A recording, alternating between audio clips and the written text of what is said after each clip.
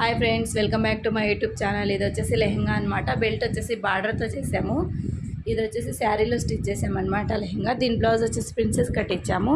ఇక్కడ చూడండి, సైడ్స్కి మాత్రం ఇవి ఇలా పెట్టేసామన్నమాట. ఇవి హ్యాంగింగ్స్. ఇది వచ్చేసి బెల్ట్ ఊరికి దీనికి ఇలాగే కట్టేసాం మేము, ఎక్కడైనా పడిపోతుంది అనేసి, అంతేగాని ఇవి హ్యాంగింగ్స్ అనమాట. ఇలా లెహంగా అయితే స్టిచ్ చేసాము శారీలో. కలర్ కాంబినేషన్ అయితే చాలా బాగుంది. దీని బ్లౌజ్ ఎలా ఉందనేది కూడా నేను చూపిస్తాను, ఒకసారి అయితే చూడండి.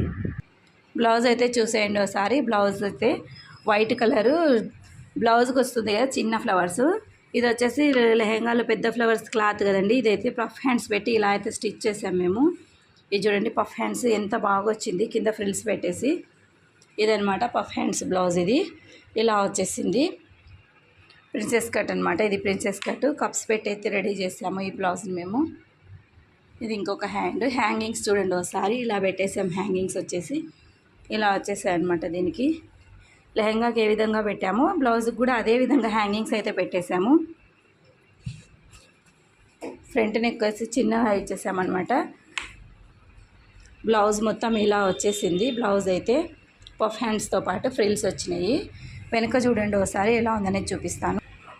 ఇది వెనకాల అనమాట. వెనకాల ఇట్లా వచ్చేసింది. బ్యాక్ ఓపెన్, బ్యాక్ హుక్స్ అయితే పెట్టేసాం మేము.